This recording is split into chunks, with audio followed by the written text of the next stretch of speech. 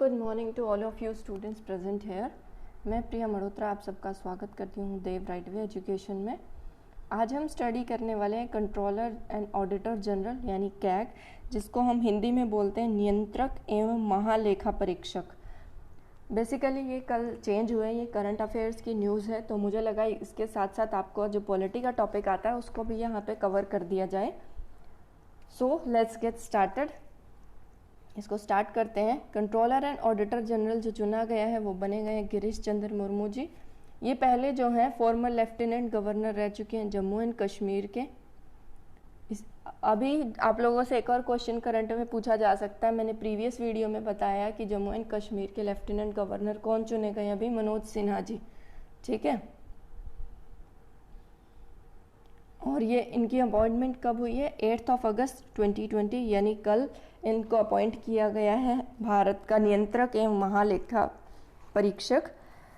इनके बारे में कुछ चीज़ें जान लेते हैं जो आप लोगों के एग्ज़ाम से रिलेटेड इंपॉर्टेंट हो सकती हैं। फर्स्ट ऑफ ऑल तो इनका नाम, कि इस टाइम पे कैग कौन है यानी कंट्रोलर ऑडिटर जनरल कौन है?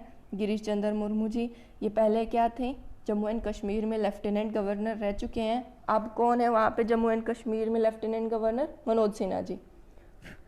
ठीक है, नेक्स्ट बात कर लेते हैं इनको क्या क्या स्वतंत्रताएं मिली हुई है। इनको जो अपॉइंट करता है वो करते हैं प्रेसिडेंट, यानी राष्ट्रपति के द्वारा इनकी नियुक्ति की जाती है। और इनको अगर ऑफिस से रिमूव करना है यानी हटाना है तो इनके लिए जो प्रोसीजर सुप्रीम कोर्ट के जजेस को रिमूव करने के लिए होता है वही सेम संविधान के अंदर जो लिखा हुआ है वही सेम प्रोसीजर यानी सेम मेथड किसके लिए है? कैग के लिए भी यूज़ होता है। इनका जो टेन्योर है यानी कितने टाइम पीरियड के लिए काम कर सकते हैं, 6 साल का होता है, या फिर अगर इनकी रिटायरमेंट एज जो है 65 साल हो जाती है, इनमें से कोई भी एक चीज़ पहले हो जाए, या तो इनको 6 साल काम करते हुए हो जाए या फिर एज इनकी 65 साल तक पहुंच जाए तो ये रिटायर हो जाएंगे उसके बाद पे। ये इनको टेन्योर रहता है। ये कुछ पॉलिटी के इम्पोर्टेंट आर्टिकल्स हैं जो आप लोगों से डेफिनेटली आने वाले एक न एक आर्टिकल आप लोगों से एग्जाम में जरूर पूछा जाएगा किसी न किसी एक शिफ्ट में, बिकॉज ये करंट अफेयर से रिलेटेड न्यूज़ है। तो स्टैटिक जीके भी जो है बच्चों वो करंट अफेयर से रिलेट करके आप लोगों से एग्जाम में पूछा जाता है, तो ये बहुत इंपॉर्टेंट, एक बार अच्छे से पढ़ लेना इसको। आर्टिकल 148 से लेके 151 तक, यानी अनुच्छेद नंबर 148 से अनुच्छेद नंबर 151 तक आप लोगों का किसके अंडर आता है? कैग के अंडर, यानी नियंत्रक एवं महालेखा परीक्षा के बारे में हमें अनुच्छेद 148 से अनुच्छेद 151 जो है बताता है। सबसे पहला आर्टिकल क्या बताता है? आर्टिकल 148 ये डील करता है कि एक कैग की अपॉइंटमेंट कैसे होगी, उसकी नियुक्ति कैसे होगी, उसको कौन सा शपथ दिलाएगा, ओथ यानी शपथ, और उसकी सर्विस कंडीशंस क्या रहेंगी, ये सारा का सारा काम कौन करता है, किसके अंदर आता है? आर्टिकल 148 के अंदर। आर्टिकल 149 क्या बताता है कि उसकी ड्यूटीज़ क्या होती हैं, उसकी पावर्स क्या होती हैं, यानी उसके कर्तव्य क्या हैं। ठीक है, उसके बाद बात करते हैं आर्टिकल 150 की।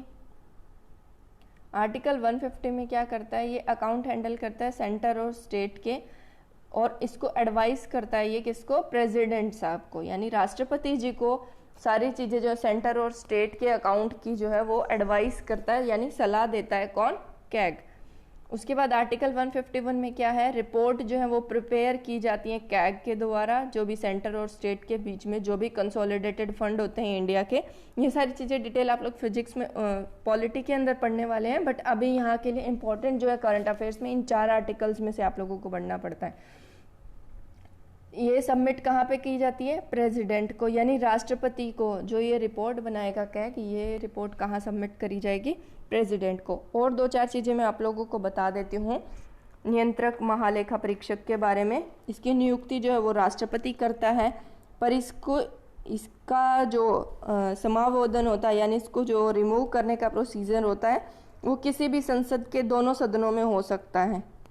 ठीक है, उसके अलावा इनकी जो रिटायरमेंट एज होती है, या तो वो 6 साल का इनका टेन्योर होना चाहिए यानी कार्यकाल, या फिर 65 साल की आयु अगर ये प्राप्त कर लेते हैं तो उसके बाद इनकी रिटायरमेंट हो जाती है। उसके बाद बात आती है सेवानिवृत्ति, यानी रिटायरमेंट के बाद जो है ये कोई भी भारत सरकार का पद जो है वो ग्रहण नहीं कर सकते। कैग बनने के बाद ये भारत सरकार के किसी भी पद पे काम नहीं कर सकते, ठीक है। ये होता है जो है ये धन का संरक्षक होता है देश के। ये सारी चीज़ें एडवाइस करता है राष्ट्रपति जी को, और इसके अंदर इसकी अपॉइंटमेंट राष्ट्रपति के द्वारा ही की जाती है। ये सारी चीज़ें जो हैं हमारे पास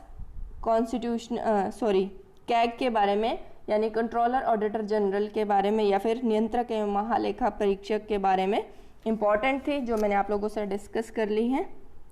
विनियोग, ये इसका एक काम ये होता है, ये संसद की लोक लेखा समिति के गाइड, मित्रक, मार्गदर्शक के रूप में भी इनको बोला जा सकता है। यानी जो भी इंफॉर्मेशन रहती है फंड्स के रिगार्डिंग, ये सारी की सारी उनकी रिपोर्ट्स तैयार करना कि किसने कहाँ पे कितना पैसा यूज़ किया है, कोई भ्रष्टाचार तो नहीं है, वो सारी चीज़ें कौन रिपोर्ट करता है? प्रेसिडेंट यानी राष्ट्रपति को कैग उसकी रिपोर्ट बनाता है या फिर उसको एडवाइस भी करता है और डील करता है कुछ चीज़ों के साथ। Okay, so thank you so much students. आप लोगों के लिए एक बहुत अच्छा टेलीग्राम चैनल बनाया जिसके अंदर आप लोगों को सारा स्टडी मटेरियल और जो भी आप लोगों के डाउट हो आप डिस्कस कर सकते हैं।